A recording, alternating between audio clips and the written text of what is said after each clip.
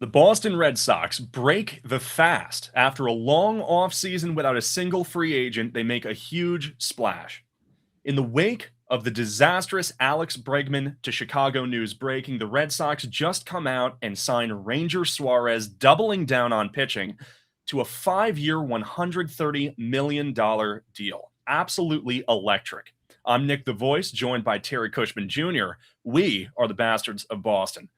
Terry, Ranger was one of those guys that I was eyeing back in the midseason. I knew that he was going to be a free agent. I saw that class.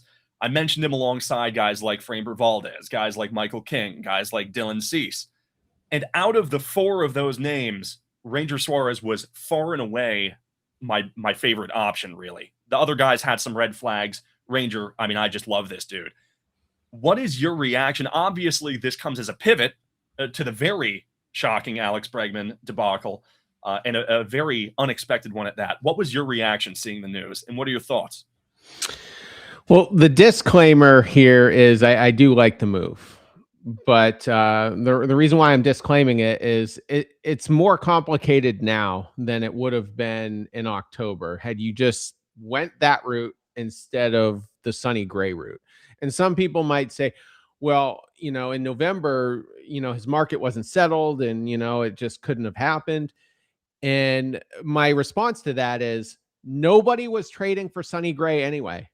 So you didn't have to trade for Sonny Gray, take on $20 million that you desperately need to allocate somewhere else. And Suarez got what? I think it's 26 million. Is that what? I believe so.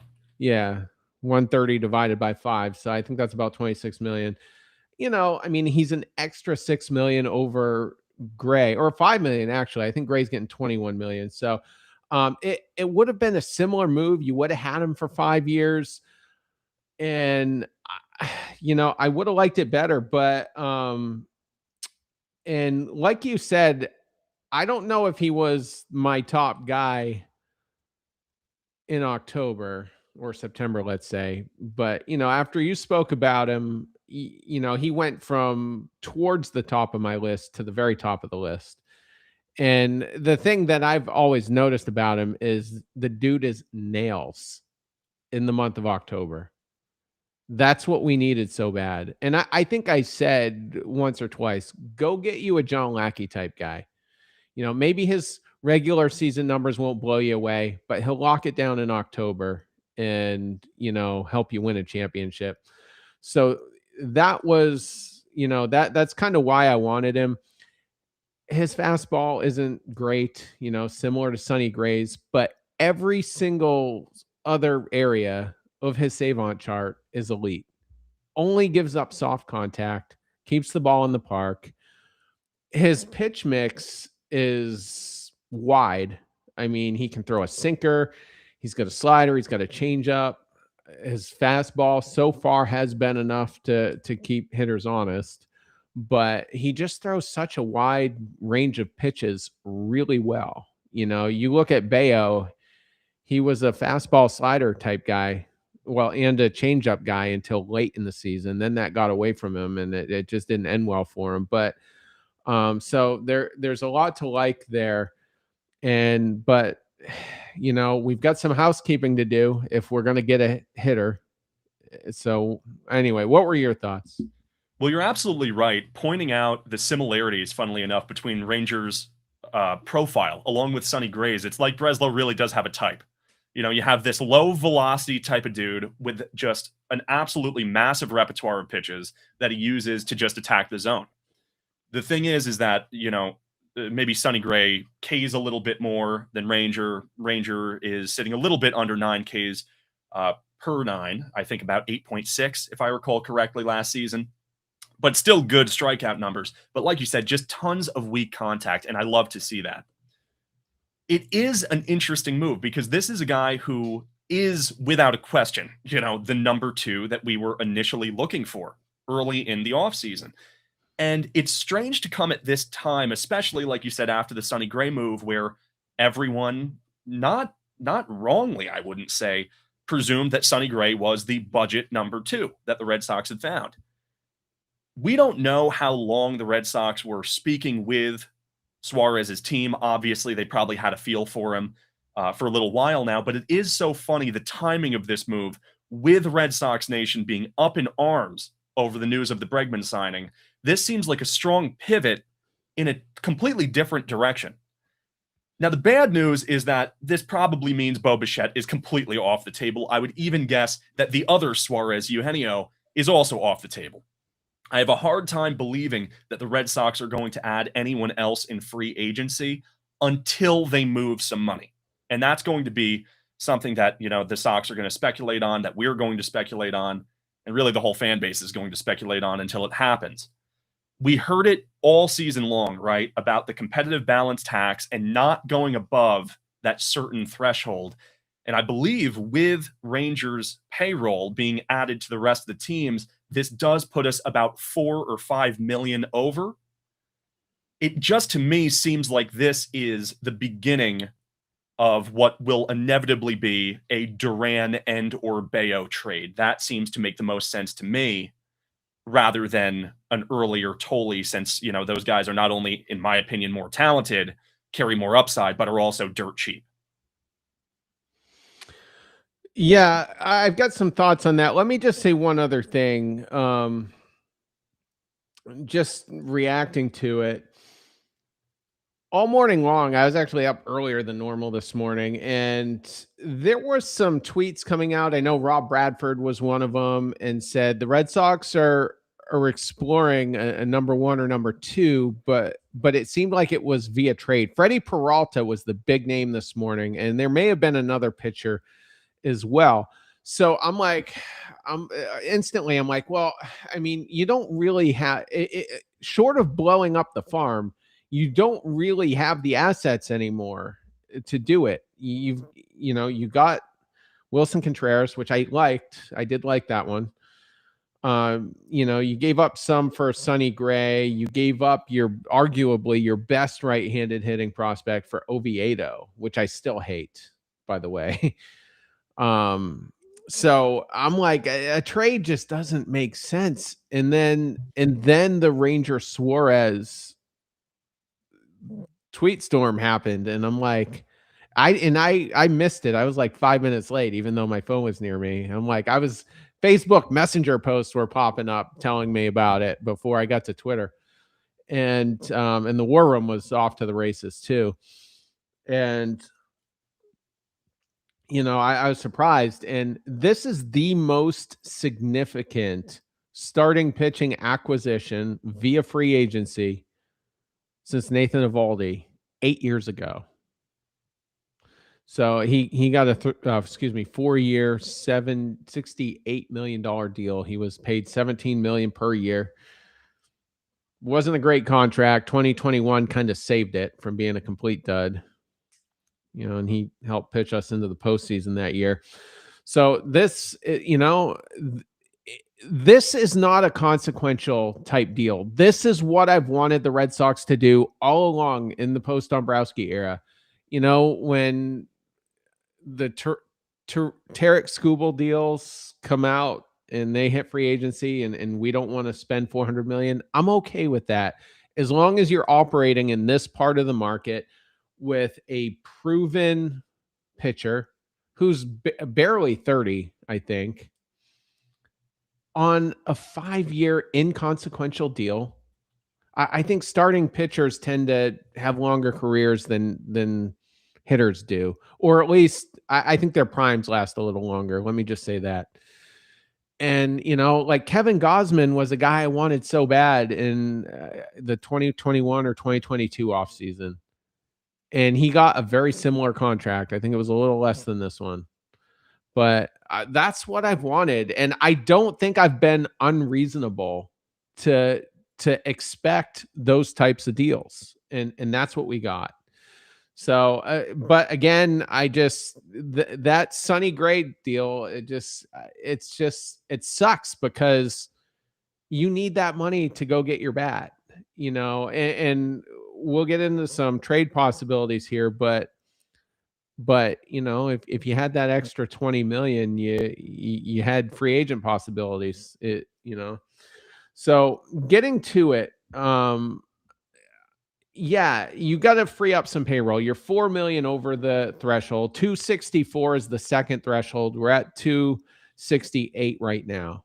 And 244 was the first one. So this one, I think we're just under it. So now it leapfrogs us over this one, the second one, into the third tier. There's a lot of different guys you can trade here. And I'm not saying I want to trade some of these guys, but if you're looking to free up 8 to 16 million, you've got a ton of options. You've got Duran, you've got Christian Campbell, you've got Patrick Sandoval, you've got Brian Bayo, which seems to be the most popular name right now. You got Cedon Rafaela. There's a lot of ways to do it here. And Bob Nightingale tweeted out that maybe the Diamondbacks are open to trading Ketel Marte. I don't believe that. I hope they are. I would love to. We're seeing that in the stream right now. Some people following along still want Marte. I mean, I would support it, but if I'm the Diamondbacks, I just whiffed on Bregman.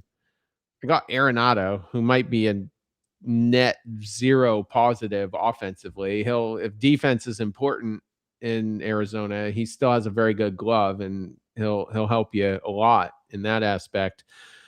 But I'm just not sold that they're going to want to trade him. It would have to be a big trade. Duran would have to be in it, or Abreu. I really don't care which one gets moved, but one of them has to get a player of that caliber. Bayo has to be in it. I would love it if we could get rid of Patrick Sandoval. That's 12 million off the books if you can do it. I don't think it's like an automatic no. Like if you're trying to move a Yoshida, nobody's touching him with a 10-foot pole. But Sandoval could be a sneaky good acquisition. And before I kick it back to you, there's one team that is a perfect dance partner with the Red Sox, not named the Diamondbacks, not named the Astros. They're in our division, and it's the Baltimore Orioles. They could use one or two starting pitchers. And, they say, oh, you never trade within your division. I don't think that's a thing anymore. I think if a move makes perfect sense for both sides, I think it could happen. And they've got a ton of infielders that you could pick from. The one I like the most is Westberg, but you have that young kid. I think he came up last year. I forget his name. I can figure it out in a second. But anyway, yeah, you're going to get a bat, and it's going to come via trade at this point. Most definitely. And I agree with what you said. There's a lot of options on how to shed salary right now. You're absolutely right. I think that Hicks and Yoshida, those are both guys that would be a pure salary dump. No one is clamoring for them. But I do think that Patrick Sandoval does have value, especially because it is only a one-year deal. It's really no downside. I think that he's going to have a decent year. I liked what I saw from him in the past. I understood why we signed him. Obviously, wasn't too thrilled with him missing that entire first year. But I agree. I don't think that that's necessarily dead money, especially to a team like the Orioles. You're right. And I agree, the whole interdivisional thing, it's just about finding the right piece. At the end of the day, everyone realizes, especially in the wild card era, you have to go through the best teams in the league. If you can't beat them, you can't beat them. What difference does it make if it's the Houston Astros or the New York Yankees, really, especially as you see the schedule expanding a little bit to playing outside of your division more and more,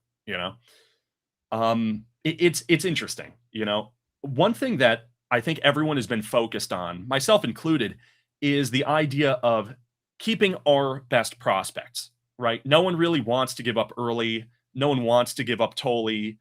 And so ideally, you would find a Duran Bayo trade partner and maybe get a Ketel Marte, like you said, who's easily the best option the Red Sox could possibly be looking for. One option that I'd like to float that, obviously is a little more roundabout, I guess is the way I would put it, is could we trade a Sandoval, Duran, Bayo type of situation for prospects, shed the money, and then trade other prospects for a bat? That's not entirely that far-fetched. And as much as I don't want to give up on Early, don't want to give up Tolley, there are a lot of other really good prospects out there that if a team is willing to give you the right pieces for a Duran, for a Bayo, that gives you the depth available to then go out and trade for a guy who maybe is an imperfect fit. I looked into quite a few players that could potentially fit our need for an infield, specifically looking at names that have been floated as trade candidates for their respective teams. At the top of it, one that we've heard over the past couple of days in light of the Bregman signing is Nico Horner. This is a guy who is making $12 million this year, but he's a free agent next year. Doesn't really have the power, but overall, a very good defender and a very good bat. Not a guy that I would necessarily want to give up Duran for, being that it's only 1 year. You're going to have to sign him to a big deal. Not necessarily a guy that I would give up Bayo for, but maybe if you do a little dance, get prospects for those guys, send prospects not named Early to Chicago, maybe you wind up with not Ketel Marte, but a pretty darn good second choice.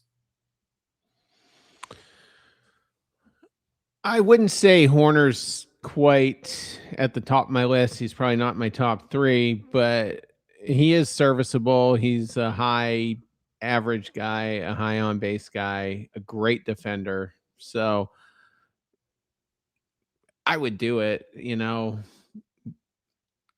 but I wouldn't want to give up a major haul for a guy who's a 1-year rental, I guess is what I'm getting at.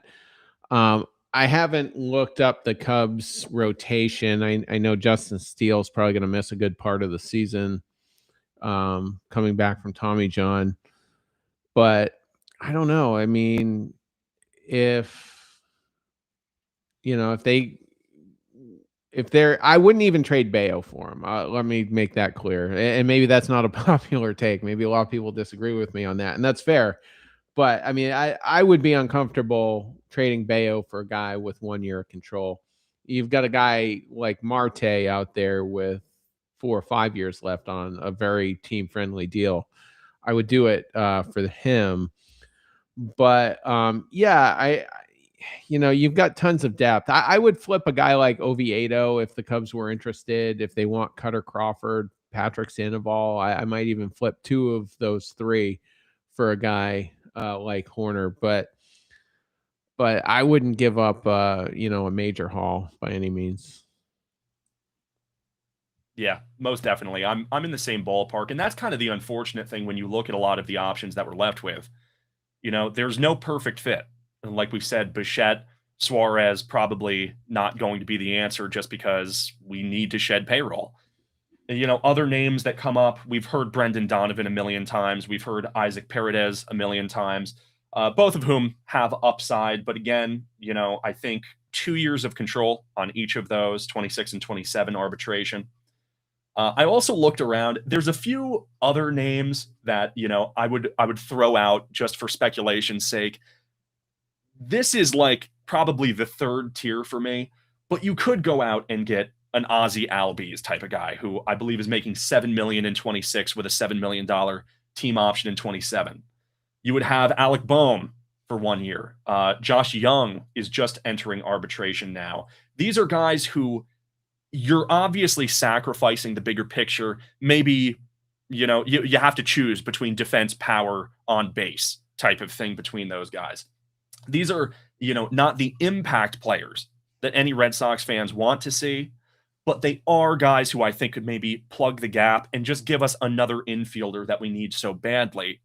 And then the last name I would throw out is Mark Vientos, which I saw a little speculation on, especially because he, I believe, is still in team control right now and enters arbitration next year. I don't like Vientos. I've looked at him a couple of times just because you're desperate and you got to take second and third looks. And every time I go back, I'm like, he's not a good hitter. He's not a good defender. I just don't see any upside. He did have one really good season. I think that might have been 2024. But I don't want him. You're only making the Mets better if you ship off I don't know who you would give up in that, whether it's a Bayo or a Duran type guy. But yeah, Kobe Mayo was the one guy from Baltimore, but maybe that's not realistic because he may not even make the big club out of camp. But Jordan Westberg's the guy I really like, and he's got tons of control left. So I'm wondering if that's just not even realistic. What if you give up a Duran and a Meyer type guy for him? Like, would that do it? I don't know, um, but yeah. So another thing I want to get to here. I'm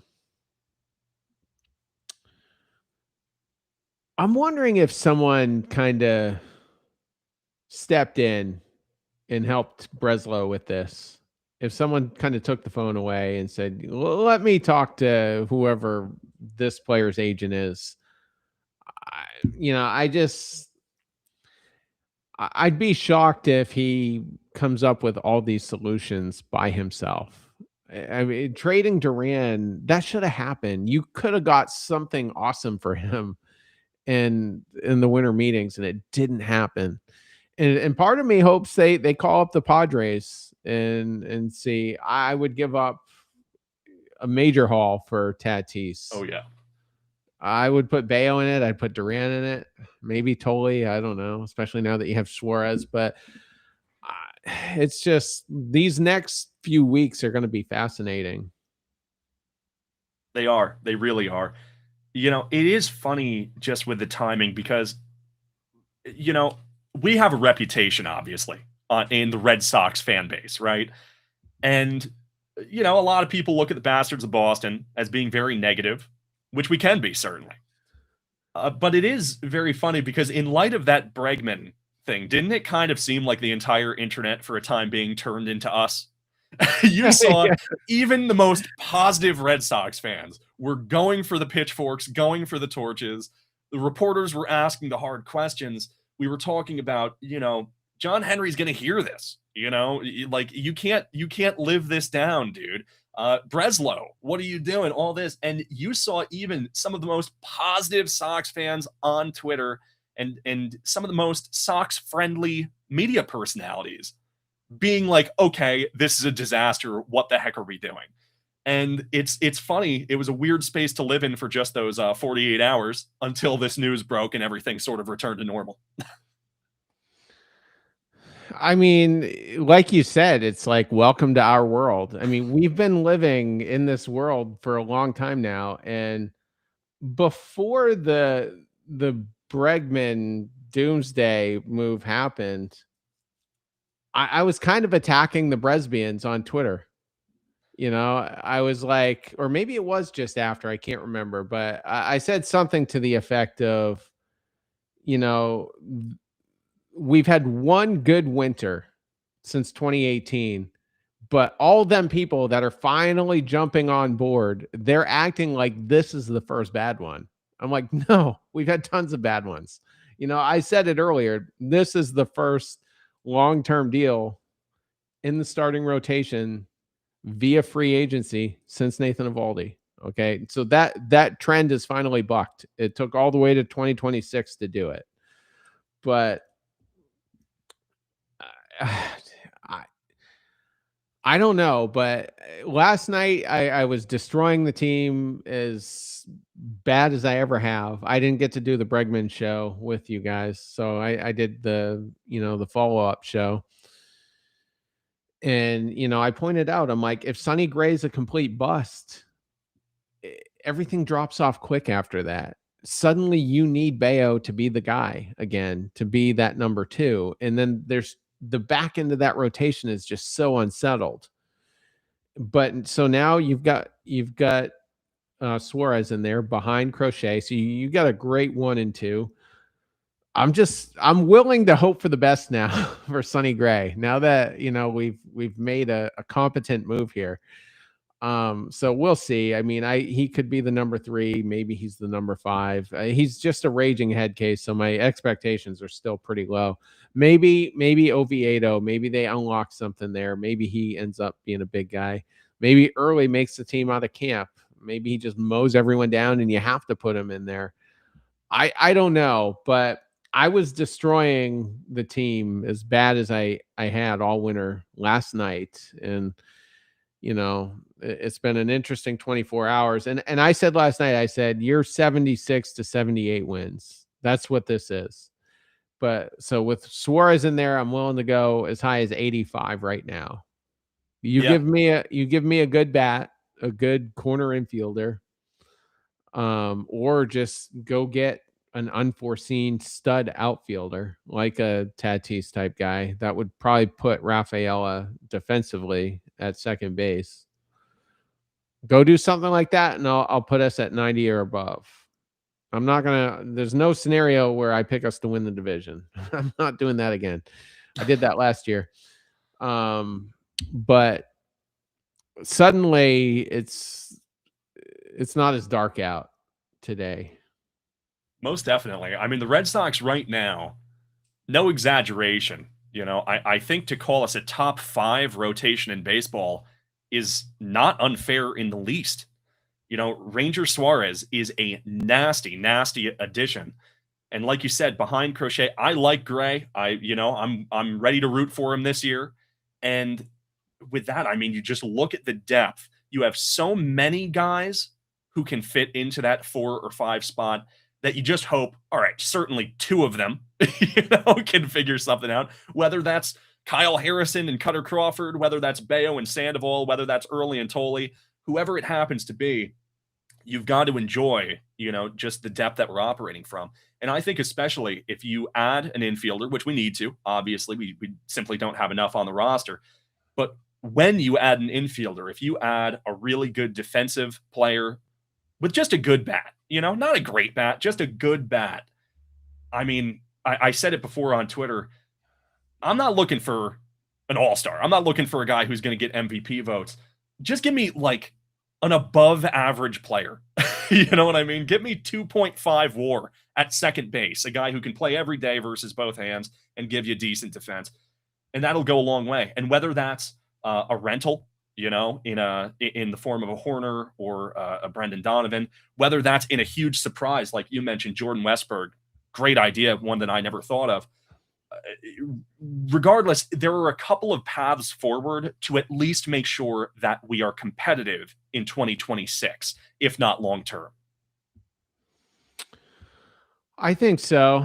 And one thing I put in the war room, extreme long shot, but if you got a smooth general manager in there, smooth chief baseball officer, and you still want Bo Bichette, dangle Trevor Story out there. Just be like, hey, he had a good year. It's a short-term thing. You're not looking at getting burnt long-term here. Might only be a 1-year deal if there's a strike. And, you can free up 23, 24 million that way. And even if you don't necessarily allocate it to Bichette, it still opens up a lot of avenues. You'd have to get 2 bats at that point, but I don't see why you couldn't. And you'd still have to, do some housekeeping. I still don't know where Christian Campbell's going to play. I ask that all the time. I'm like, you've got Anthony, Duran, Rafaela, and Abreu in the outfield. Supposedly, Abreu is going to play every day. That's the plan. He finally will face lefties this year. So at that point, I mean, you've got too many outfielders. You've got too many. So you make a move there. And like I said, I don't care if it's Abreu or Duran. I kind of like Abreu because he's not as temperamental, but there's tons of you've got so much surplus to address this need and to go get your guy, whoever it is. I like the Contreras signing. I wanted him last trade deadline. We needed a pitcher more than anything anyway, but this is why I wish we had a professional, experienced executive in there. Yeah, it does feel like the door opens a bit. This gives me a little more confidence. Not a crazy amount, certainly, but makes me go, okay, there is a not just one, but multiple paths forward for the Red Sox right now to improve this team. And like you said, I mean, you feel like someone else, someone, maybe a Dombrowski or something like that, you would have more faith in navigating something like this, but you know that there are paths forward. And that's the important part for right now. I just really hope that Breslow and this organization can figure them out, because the roster is lopsided. It really is. There are too many holes on a team that is paying this much money, you know, to be so high in payroll and constantly feel like, oh man, we could really use another 50 million. You know what I mean? The team, it's not even just about a lack of willingness of spending money that we were criticizing leading up to this.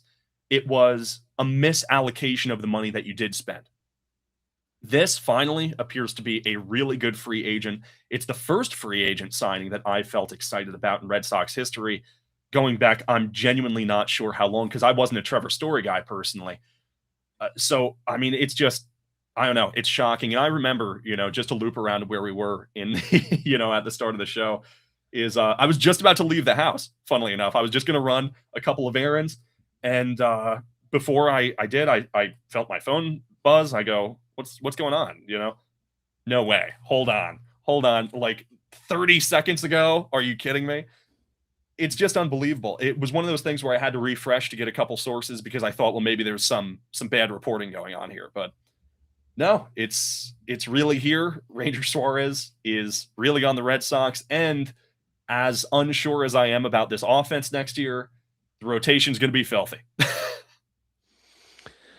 Yeah, it absolutely should be filthy. And I mean, just think if they do unlock something with Johan Oviedo and early, just even if he doesn't make the team out of camp and shows up later in the spring and just kind of continues what he gave you last year.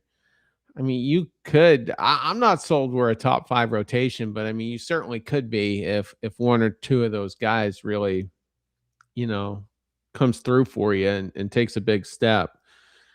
So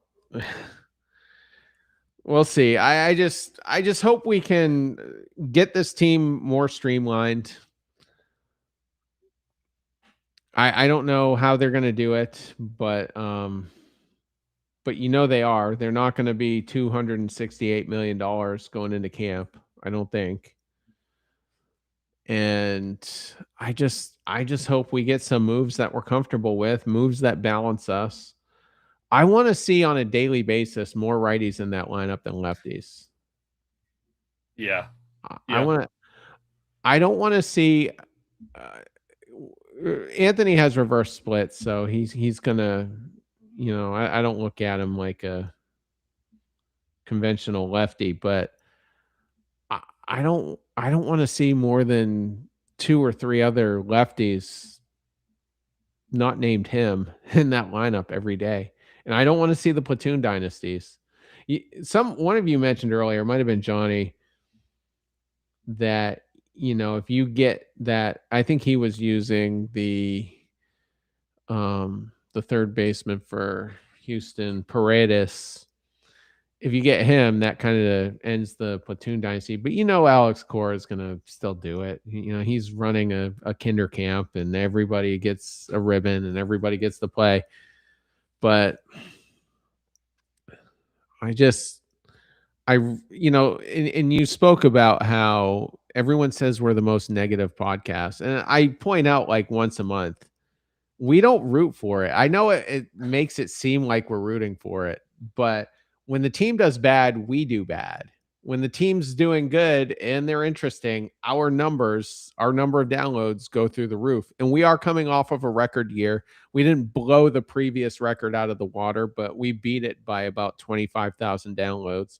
A longer October would have blown it out of the water, but we only won one game and got tossed so fast. But, we all want the team to be good. Every single one of us. We want a deep October, and I hope this roster by the end of training camp can give us a strong case for that. Yeah, and at least on the pitching side of things, it is right now. We definitely have more first base depth than we did last season. Obviously, Casas went down and there was no one else. Now, Casas, funnily enough, is the depth, which I like for him. Takes the pressure off, and we don't need to count on anything too crazy happening. But now we do have a very simple equation, which is too many outfielders, not enough infielders. So you need to magic something up. You need to get your philosopher's stone out. You need to practice some alchemy, and you need to figure out how to turn Jaron Duran into Ketel Marte, or maybe him, Abreu, maybe someone else, who knows, into just someone. You need to figure something out, because as it stands, unfortunately, unless you want to completely eat the money on Masataka Yoshida and say this guy is going to be an $18 million guy to DH every now and again, and give up on that, which I don't think the organization wants to. You need to figure out how to give Duran, Abreu, Anthony, Rafaela, and apparently Yoshida a lot of playing time when there is only 4 spots for them to play. We didn't really touch on Casas, but I don't see why he couldn't be in a trade and be like the third piece to really slam dunk the guy you want.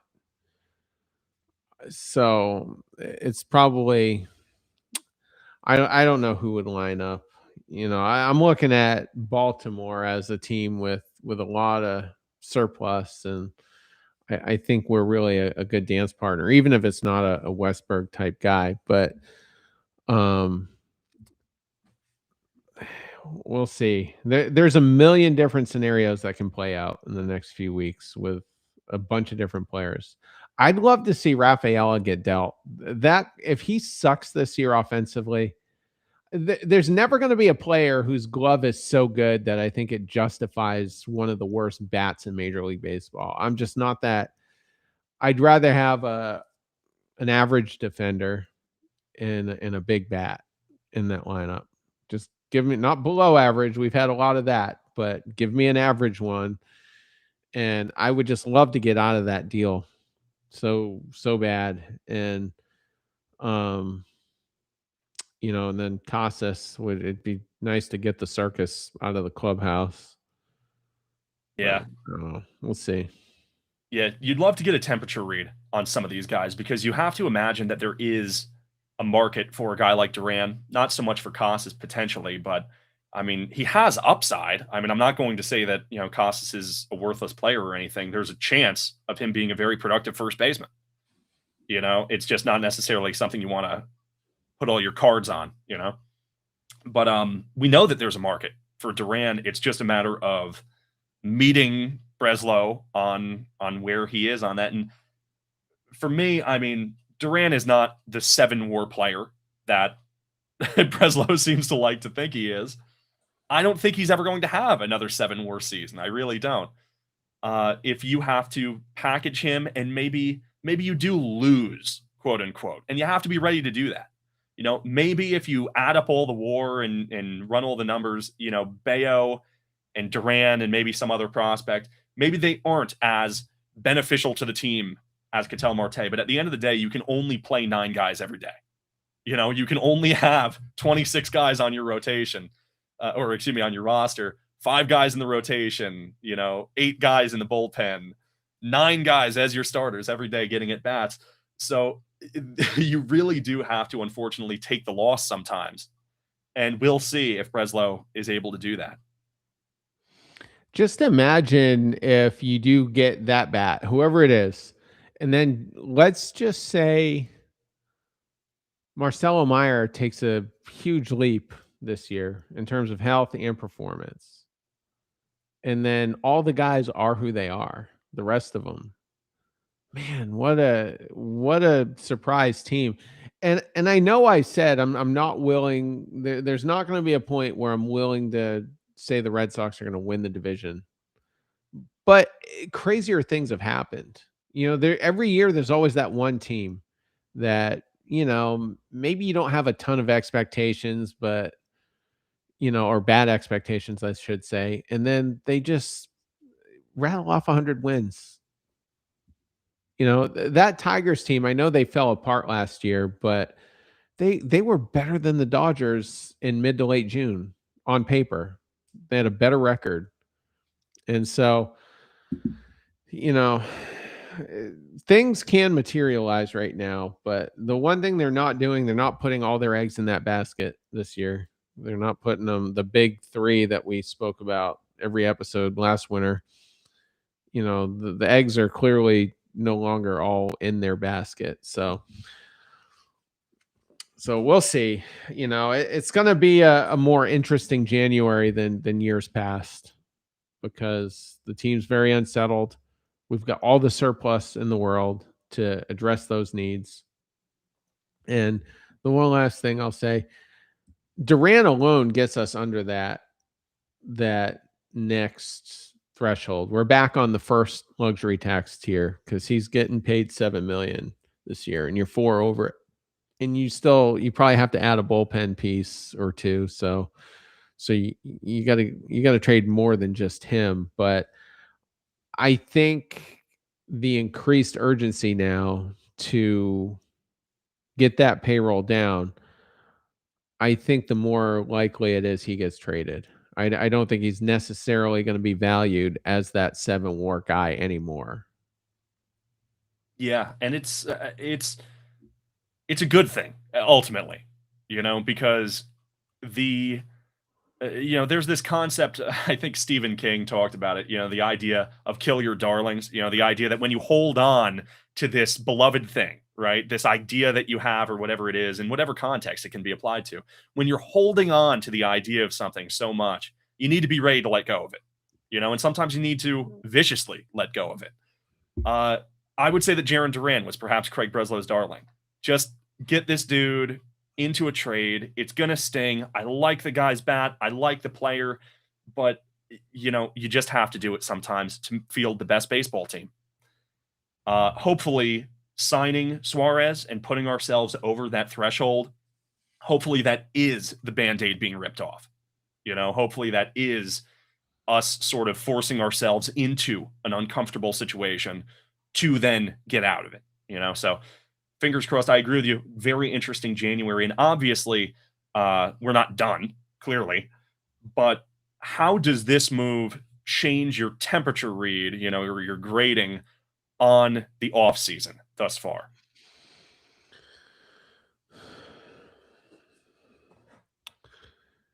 Well, I mean, I've liked 2 moves so far. Contreras and now Suarez. If we get that one last piece for the lineup, I'll probably lean towards it. It was a pleasantly surprising, successful winter. Which feels good to say, because I'd agree with you. It feels good that that's even a possibility again, because I think so many of us were locked into disappointment, or felt locked in rather. That suddenly being in a position where, oh wow, there are ways that we can get not just better but really good.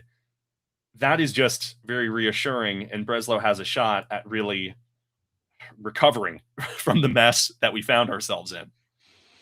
He got a Yeah. quick reprieve here from the Yeah. Bregman thing. And in full disclosure, I did cover it last night. I was happy we didn't get him, but I was furious to see the clown show he turned it into, because eventually you're going to come close on a guy you really want, and he's going to botch it the same exact way.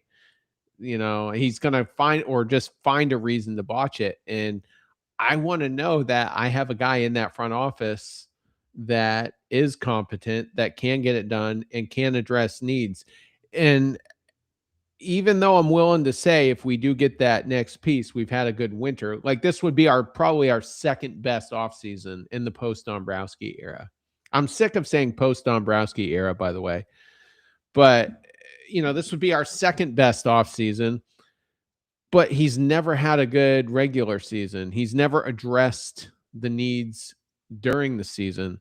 So we're still going to need to see that as well. That's why it's so scary that he's our top executive in there.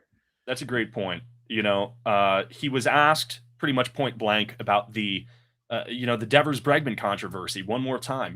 With Bregman now certifiably gone, how did he reflect upon the Devers fiasco? And he said something which frustrated a lot of people, myself included, which was that he was pretty much using it as a learning experience. And well, I agree with the sentiment of that. There's nothing else you can do at this point but to learn from your mistakes. It's so frustrating to be like, oh yeah, that's why we messed up that badly. So you could learn. That's not necessarily the answer you want to hear. If he does learn from it, though, we'll certainly see. And I agree with you. A lot of eyes are going to be on this team when it does perform well, because I think it will. How do we add midseason? How do we bounce back from injuries? Are there going to be any interesting little moves leading up to the deadline and then at the deadline, which will certainly be just as pivotal as it has been in past years? Only one way to find out, unfortunately, and that's to just march forward and see what happens. Well, I think, assuming we don't trade Tolian early, which I don't think is a safe assumption, and I am slightly more open to it with a guy that we just added that's controllable for 5 years in Suarez.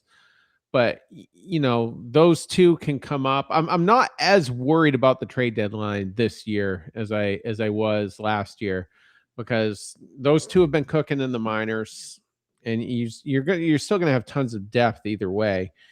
And then I don't know, could Mikey Romero come up and be a viable option, or Franklin Arias? I think he's a little bit more further behind Romero, but you've got some guys that are closer, so maybe those could be some potential solutions. For sure. And, it's too far out to tell. You have no idea what to expect from a Christian Campbell, this year. It's very possible. He finds some magic, puts it together, and suddenly, he becomes a viable option to be a sort of super utility out there, playing left field, playing first base, playing second base. It really does feel good, though, because you're right about the deadline not necessarily being as big of an issue. Just because I think the biggest concern every year for every team, which is starting pitching, that seems to be very much locked in at this point. Yeah, I'm comfortable with the rotation at this point, barring an injury to Suarez or Crochet. I'm comfortable. I think we have the solutions. So, yeah, we'll see. Right now, you need one or two arms in the pen. I don't know who that would be. It's not going to be a free agent or a higher end free agent. I think a lot of them have signed anyway, but I don't know if Justin Wilson comes back, for instance. I'm surprised he's still out there, honestly. He was very good last year. I know he's going to be 38, 39, but so you need to add there maybe some of that depth we just spoke of will go to the bullpen. I don't know. Cutter Crawford should probably go to the bullpen, honestly, after not pitching for a couple of years. Just let him build up. So that is a solution, I think. But yeah, it's the lineup right now. That's what we have to focus on. And I love the idea of Christian Campbell. I just hope that 1 year in the minors wasn't a flash in the pan, because it might have been. They totally rebuilt his swing, and that makes me nervous. That makes Yeah. me really nervous. And he didn't light it up playing winter ball. And I'm glad he was willing to do it. I mean, I remember that year, I think it was Middlebrooks wasn't willing to do it, and they shipped him or something, DFA'd him. I don't remember how he left, but yeah, but you did pay him $68 million. So you need to figure it out. And I think he's going to be a high on base guy, regardless of whether or not he comes back as a 3,100 guy like we thought he would be. But we'll see. Maybe Duran gets traded in May or June, like Euclid did, because somebody emerged. because a guy like Campbell's tearing the cover off the ball, and you have to get him into that lineup. So I don't know which way it's going to go. It's going to be an interesting year to be a podcaster, and what more could we ask for? Most definitely. At the start of the 2025 season, it kind of felt like everyone was on Team Red Sox, right? We are going to go and win the division. We're almost win the division. This year, it doesn't necessarily feel like a division winner. I agree with that. But you pointed out how some teams do come out of nowhere. I mean, certainly no one counted on Toronto going all the way to the World Series last year, and yet they emerged and they played great baseball and they earned a spot there. They shut a lot of people up, myself included. I didn't believe in Toronto early on either during their entire rise. So you never know. Hopefully, we're on the positive, but I agree. This is like one of those years where you're counting on so many variables to go one of two ways. And maybe Christian Campbell's great. Maybe he's a bust. Maybe Tristan Casas finds it in himself to return to form. Maybe he gets traded or remains just a AAA depth piece. Maybe Duran gets traded tomorrow. Maybe he gets traded in May or June, like you said. Or maybe, I don't know. It would be weird to make it all the way to October with this same outfield logjam that we had been talking about for a year and a half. That would be pretty funny. But somehow I also wouldn't be entirely surprised if that is the case. I mean, Alex Cora said, I think last week, I don't think the Bregman verdict had happened yet, but he said normally this time of year, he has a good idea of what the lineup will look like. But this year, he has no idea. And that makes two of us, Alex. I've been trying to rack my brain, write in my own lineup cards like, okay, maybe this. And every time I go, no, what about this guy? Where does he play? So I don't envy Alex Cora this season. It's going to be a really weird year to manage, I feel. Yeah. Like I said, I just hope it's not a platoon dynasty situation again, but he might find a way to make it that way. But I don't know. We'll see. Just get me another bat and make a trade that's unforeseen, that's amazing. A Dombrowski-esque or Theo Epstein-esque trade. I even thought Ben Cherington, made some good ones. So we'll see, but I don't know what else to say. Yeah. As for my closing thoughts on the whole, topic and the whole day, it's interesting because this is the second time this winter that Breslow and the Red Sox have gone and done a move that I had absolutely wasn't even remotely on my radar. The first one was that Sonny Gray move where no one was talking about Sonny Gray, it seemed. No one was speculating Gray to the Red Sox, and then it came out of nowhere. And as soon as it came out, I was like, okay, well, that means Ranger Suarez is completely off the board. I'll give up on that dream, I guess. And now he has surprised me once more. So at this point, I spent tonight reading about all of these. Oh, maybe there's some short-term infielder we can add. Maybe if the lockout's next year, maybe we'll just get a guy for a year. And it's very likely that whatever infielder we do grab, I probably didn't mention tonight. He's not in my notes. That's what I'm fully prepared for. So that's my closing thoughts. Anything to add? Well, a good executive makes that exact move. So, yeah, most definitely. All right. Thank you, everyone, for listening and watching. We do appreciate it. This will be a very interesting remainder of the offseason. I went from being a bit doom and gloom and resigned to now thinking, maybe there's hope again. The Red Sox love to do that to us, don't they? I've been Nick, joined by Terry. We have been the Bastards of Boston. Take care, everyone.